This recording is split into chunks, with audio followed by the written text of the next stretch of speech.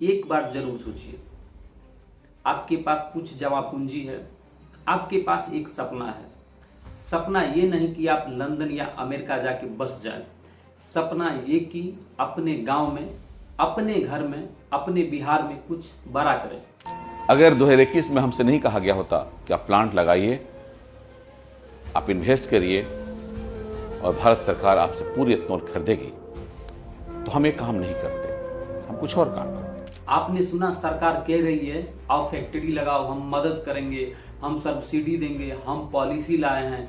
आपको वो भाषण सुनकर जोश आ जाता है। आप अपनी जमीन बेचते हैं, बीवी की गहने गिरवी रखते हैं, बैंक के चक्कर काट काट के आप अपनी जूती घिस देते हैं और करोड़ों रुपए का लोन लेते हैं। फैक्ट्री खड़ी होती है, मशीनों की आवाज गूंजती है, गांव के 100 लड़का 50 लड़का बोलता है कि अब परदेश नहीं जाना पड़ेगा, अब गांव में ही नौकरी मिल गई। लेकिन फिर एक दिन सन्नाटा सा छा जाता है। वही सरकार आपको चीख चीख कर बुला रही थी कि आओ फैक्ट्री लगाओ, वो आपका फोन उठाना बंद कर देती है। जो माल सरकार खरीदने का वादा किया था, अब वो फैक्ट्री के गोडाउन में सड़ने लगता है। वो बिजनेसमैन, वो आदमी जो बिहार को शायद बदलना चाहता था, अब वो बैंक के नोटिस और सुसाइड के ख्यालों के बीच झूल रहा है। आज की कहानी दोस्तों किसी एक आदमी की नहीं है, बल्कि आज की कहानी इस बात का सबूत है कि बिहार में इंडस्ट्री क्यों नहीं लगते। आज हम बात करेंगे उस सिस्टम की जो सपने दिखाता तो है, जब उसे हकीकत में बदलने की बारी आती है तो पीठ दिखाकर भाग जाता है। मुद्दे पर आने से पहले मैं आपको सिंपल भाषा में समझाता हूं कि ये इथेनॉल का खेल क्या है, क्योंकि ये समझना जरूरी है सरकार ने सपना क्या दिखाया था। देखिए, हम गाड़ी चलाते हैं, पेट्रोल डालते हैं, पेट्रोल अपने देश से नहीं बाहर के देश से आता है, तो उसमें बहुत ज्यादा कॉस्ट लगते हैं। तो सरकार ने दिमाग लगाया, उन्होंने कहा कि हम इस पेट्रोल में थोड़ा सा अल्कोहल मिला देंगे, पीने वाला नहीं, फ्यूल वाला अल्कोहल, उसी को एथेनॉल कहते हैं। तो इससे फायदा क्या होगा, देश का पैसा बचेगा, प्रदूषण कम होगा, और सबसे बड़ा फायदा, एथेनॉल बनता किस चीज से है, ये गन्ना हो गया, मक्का हो गया और टूटे हुए चावल से बनता है। मतलब किसान का जो अनाज सस्ता में बिकता था, अब वो फैक्ट्री जाएगा और उन्हें अच्छा दाम मिलेगा। तो फिर सरकार एक पॉलिसी बनाई, एथेनॉल ब्लेंडिंग पॉलिसी। सरकार ने कहा भाइयों बहनों, आप फैक्ट्री लगाइए, हम आपसे एथेनॉल खरीद लेंगे। Oil companies, Indian oil, BPCL आपसे डायरेक्ट एथेनॉल परचेज करेगी। रेट फिक्स है, पेमेंट फिक्स है, अब बस आप फैक्ट्री लगाइए। ये सुनकर किसी भी बिजनेसमैन को लगेगा कि ये तो सेफ गेम है, सरकार खुद ही कस्टमर है, तो पैसे डूबने का कोई चांस ही नहीं है। यही सोचकर बिहार के उस बिजनेसमैन ने भी अपना कदम आगे बढ़ाया। अब ग्राउंड रियलिटी पे आते हैं। बिहार में फैक्ट्री लगाना दोस्तों ये कोई मजाक नहीं है।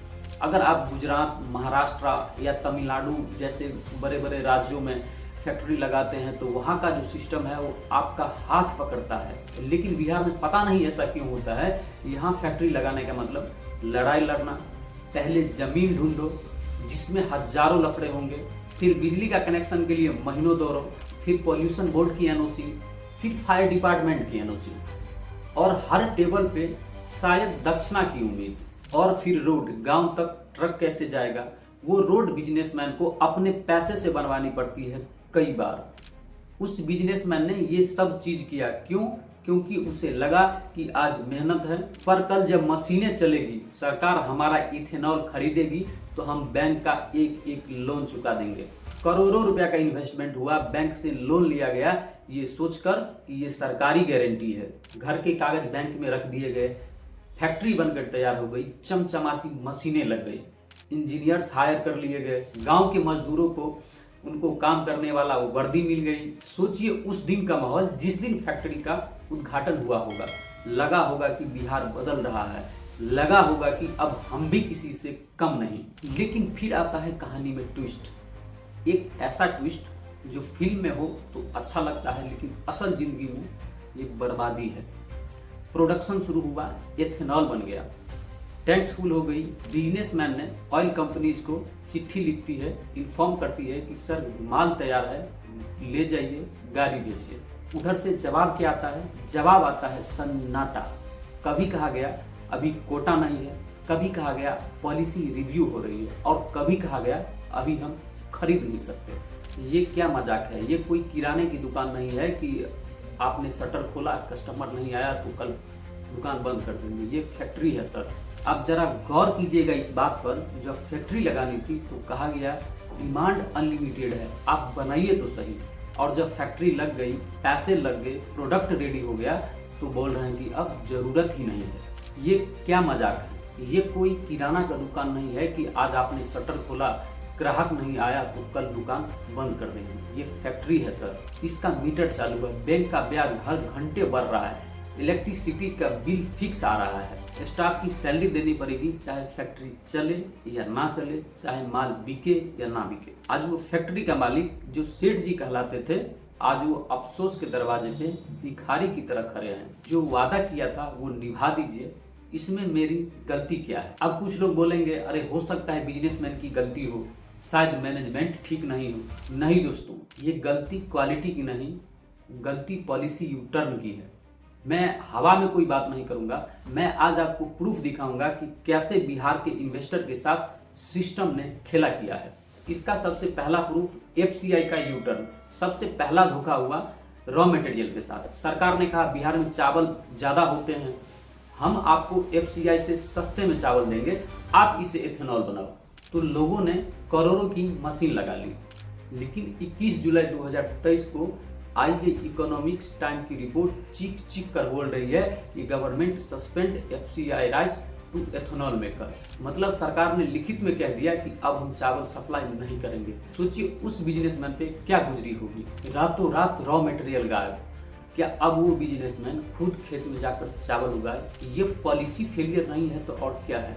पहले आदत डालो और बाद में खाना छीन लो। जब राइस का सप्लाई बंद हो गया तो कहा गया चलो कोई बात नहीं, बिहार में मक्का बहुत ज्यादा होता है, उससे एथेनॉल बना लो। सुनने में अच्छा लगता है ना, लेकिन ये अब ये दूसरी रिपोर्ट देखिए, grain waste ethanol maker stare at shutdown.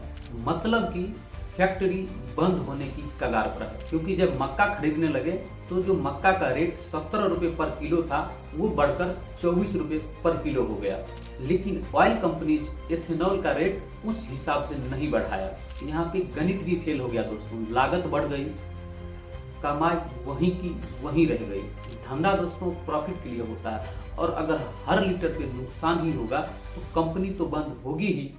और इसका तीसरा सबूत कोटा का खेल, स्टोरेज इशू। सबसे बड़ा फ्रॉड हुआ है कोटा एलोकेशन में। आप फैक्ट्री लगाते हैं इसलिए कि अनलिमिटेड डिमांड है, लेकिन ये फाइनेंशियल एक्सप्रेस की एक बार रिपोर्ट पढ़िए, इसमें लिखा है slow off take by OMC. OMC मतलब ऑयल मार्केटिंग कंपनी। ये रिपोर्ट्स कहती है कि कंपनियों के पास स्टोरेज टैंक फुल हो गए हैं, इसलिए माल नहीं उठा रही है। फैक्ट्री वाला अपना टैंक फुल करके बैठा है, लेकिन कोई लेने वाला ही नहीं है। बिहार के कई प्लांट्स 50% कैपेसिटी पे अभी चल रहा है। और ये तीनों प्रूफ जो मैंने आपको बताया है, आप खुद से गूगल में जाके सर्च कर लीजिए, और मैंने वीडियो के डिस्क्रिप्शन में भी डाल दिया है। ये सबूत है इस बात के कि बिहार का बिजनेसमैन फेल नहीं है, बल्कि उनके पैरों में पॉलिसी की बेरिया बांधकर समंदर में फेंक दिया गया है। दोस्तों ये वही बात हो गई कि आप किसी को स्विमिंग पूल में धक्का दे दिए और बाद में आप उसे बताते हैं कि इसमें तो पानी ही नहीं है। दोस्तों जब हम सुनते हैं कि कोई फैक्ट्री बंद हो गई तो हमें लगता है कि सिर्फ एक बिल्डिंग पे ताला लगा है, लेकिन जमीन पे उतर के देखिए वो सिर्फ एक बिल्डिंग पे ताला नहीं लगा है, वो हजारों लोगों की किस्मत पर ताला लगा है। दोस्तों सबसे पहले बात, उस बिजनेसमैन की बिहार में इज्जत से बढ़ के कुछ नहीं होता। वो आदमी जिसने सोचा था कि अपने समाज के लिए, अपने राज्य के लिए कुछ करेंगे, आज वो बैंक के नोटिस से मुंह छुपाता फिर रहा है। दोस्तों आप सोचिए उस आदमी के दिमागी हालत के बारे में, जो अपना पुश्तैनी घर गिरवी रखा, बीबी के गहने बेचे, आज बैंक वाले उनके घर पे आते हैं कुर्की जब्ती का नोटिस चिपकाने के लिए। उस आदमी पे क्या गुजरती होगी? लोग ताना मारते होंगे, बड़ा चला था फैक्ट्री लगाने, डूब गया ना। अरे उसकी गलती थी क्या? पॉलिसी सरकार लाए, सपने सरकार दिखाए, और अगर पॉलिसी फेल हो गया तो डिफॉल्टर का धब्बा उस बिजनेसमैन के माथे पर।